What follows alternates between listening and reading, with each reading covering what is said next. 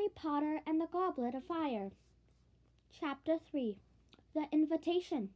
By the time Harry arrived in the kitchen, the three Dursleys were already seated around the table. None of them looked up as he entered or sat down. Uncle Vernon's large red face was hidden behind the morning's Daily Mail, and Aunt Petunia was cutting a grapefruit into quarters, her lips pursed over her horse-like teeth. Dudley looked furious and sulky, and somehow seemed to be taking up even more space than usual. This was saying something, as he always took up an entire side of the square table by himself. When Aunt Petunia put a quarter of unsweetened grapefruit onto Dudley's plate with a tremulous, "There you are, Diddy darling," Dudley glowered at her. His life had taken a most unpleasant turn since he had come home from the summer with his end-of-year report. Uncle Vernon and Aunt Petunia had managed to find excuses for his bad marks as usual. Aunt Petunia always insisted that Dudley was a very gifted boy whose teachers didn't understand him, while Uncle Vernon maintained that he didn't want some swotty little Nancy boy for a son anyways. They also skated over the accusations of bullying in the report. "He's a boisterous boy, but he wouldn't hurt a fly," Aunt Petunia said tearfully. However, at the bottom of the report, there was a few well-chosen comments from the school nurse that not even Uncle Vernon and Aunt Petunia could explain why. No matter how much Aunt Petunia wailed that Dudley was a big-boned and that his poundage was really puppy fat and that he was a growing boy who needed plenty of food, the fact remained that the school outfitters didn't stock knickerbockers big enough for him anymore. The school nurse had seen what Aunt Petunia's eyes, so sharp when it came to spotting fingerprints on her gleaming walls and in observing the comings and goings of the neighbors, simply refused to see that, far from needing extra nourishment, Dudley had reached roughly the size and weight of a younger killer whale.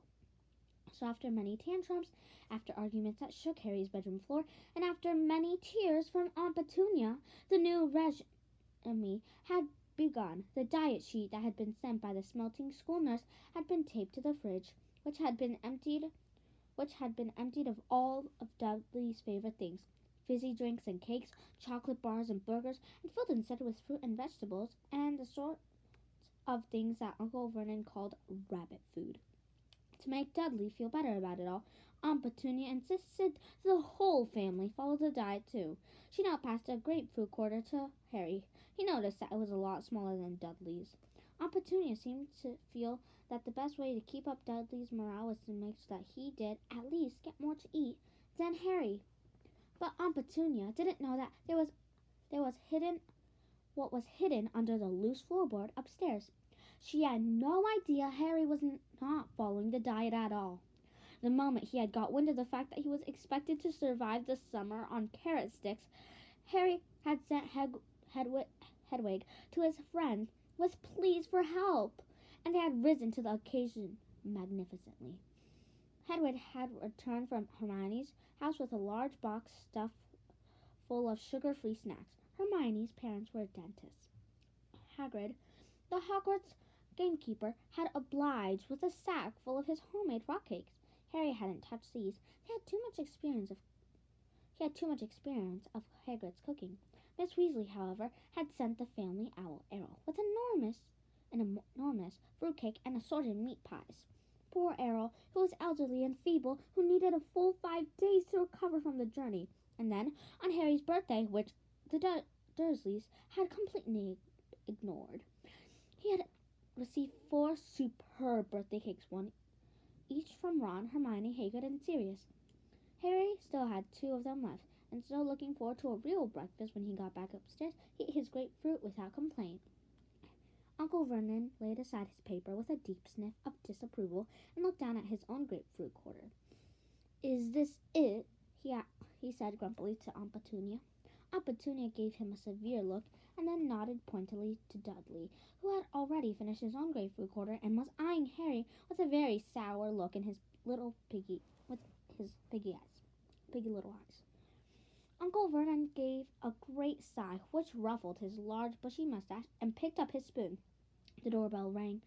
Uncle Vernon heaved himself out of his chair and sat down the hall. Quick as a flash, while his mother was occupied with the kettle, Dudley stole the rest of Uncle Vernon's grapefruit. Harry heard talking at the door, and someone laughing, and Uncle Vernon answering curtly.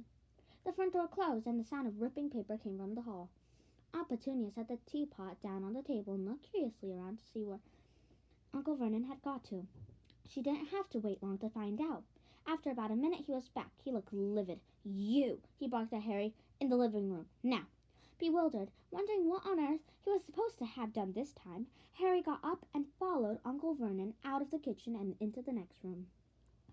Uncle Vernon closed the door sharply behind both of them. "So," he said, marching over to the fireplace and turning his face to Harry, as though he were about to pronounce him under arrest. "So?" Harry would have dearly loved to say, "So what?" but he didn't feel that Uncle Vernon's temper should be tested this early in the morning, especially when it was already under severe strain from lack of food. He therefore settled for looking politely puzzled.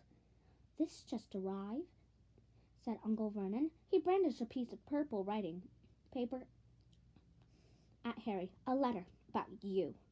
Harry's confusion increased. Who would be writing to Uncle Vernon about him? Who did he know who sent letters by the postman? Uncle Vernon glared at Harry, then looked down at the letter and began to read aloud. "Dear Mr. and Miss Dursley, we have never been introduced, but I am sure you have heard a great deal from Harry about my son Ron.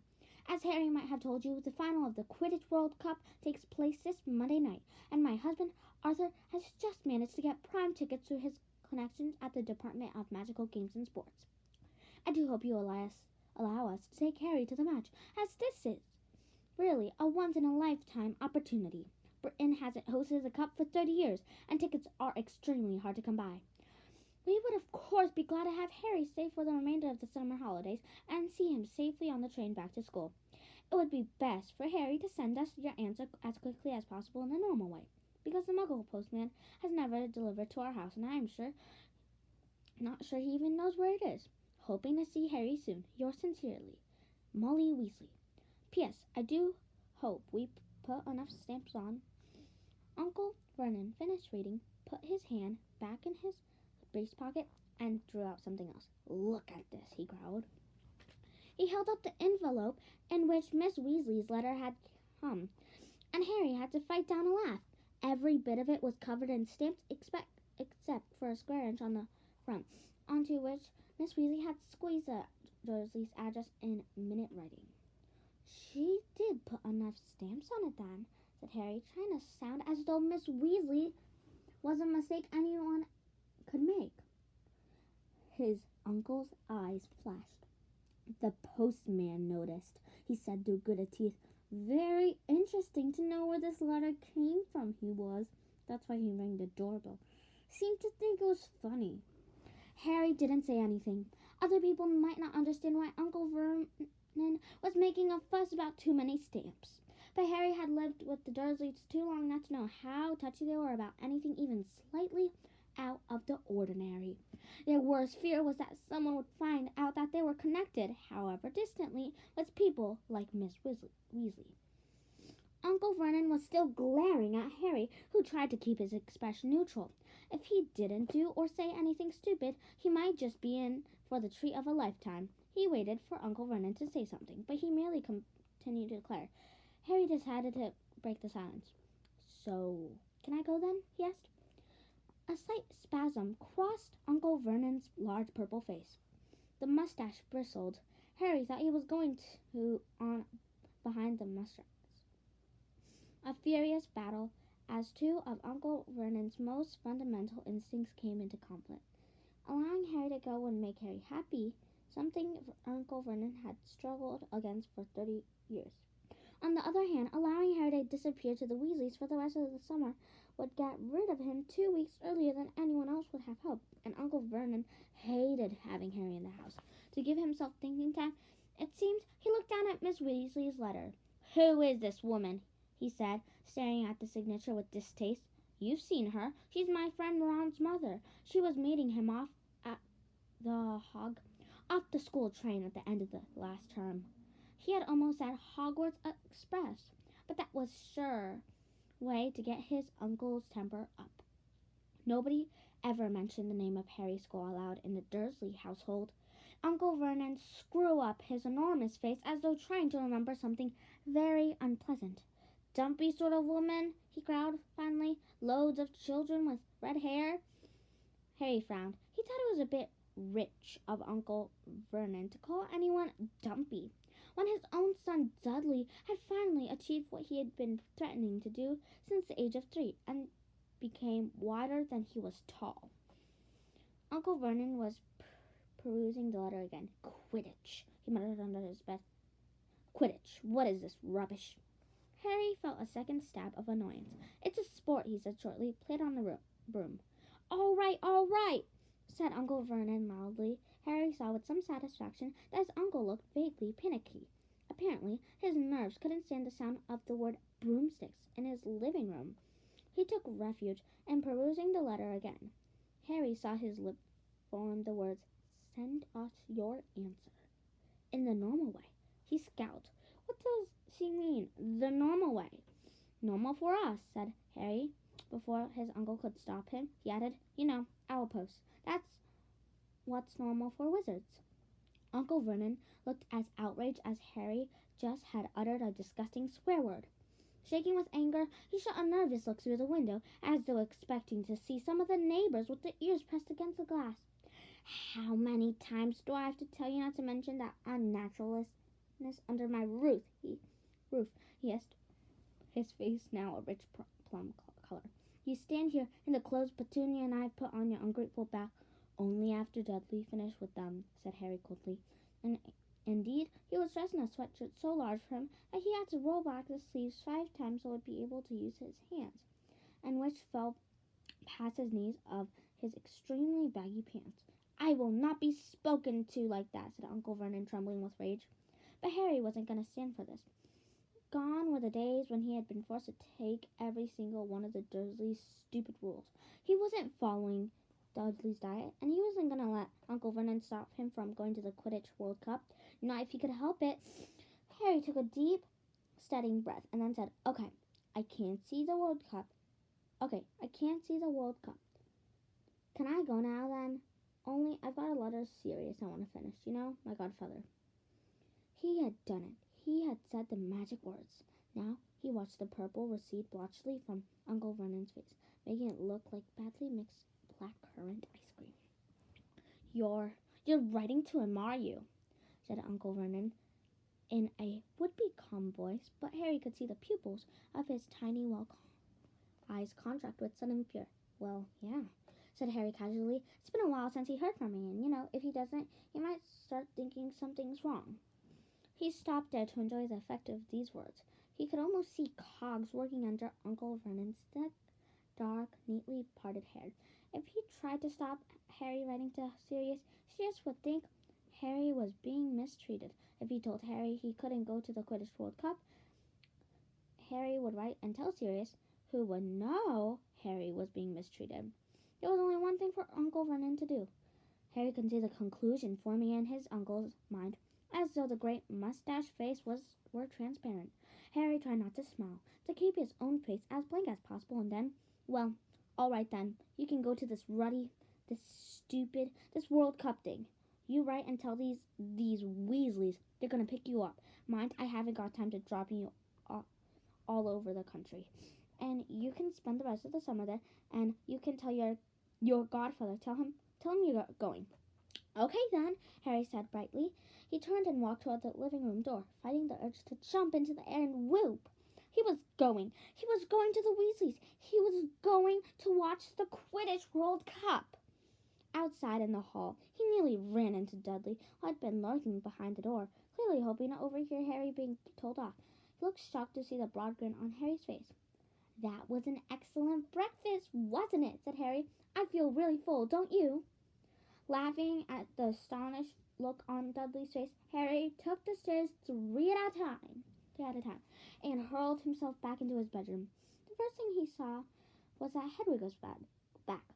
She was sitting in her cage, staring at Harry with her enormous amber eyes and clicking her beak in the way that she meant she was annoyed about something. Exactly what was annoying her became apparent almost at once. "Ouch!" said Harry, as what appeared to be a small grey feathery tennis ball collided with the side of his head. Harry massaged the spot furiously, looking to see what had hit him, and saw a minute owl, small enough to fit in your palm on his hand, whizzing excitedly around the room like a loose firework. Harry then realized that the owl had dropped a letter at his feet. Harry bent down, recognizing Ron's handwriting, then tore open the envelope. Inside was a hastily scribbled number. "Harry, Dad got the tickets. Ireland versus Bulgaria. Monday night. Mum's writing to the Muggles to ask you to stay." They might already have the letter. I don't know how fast Muggle Post is. Thought I'd send this with pig anyways.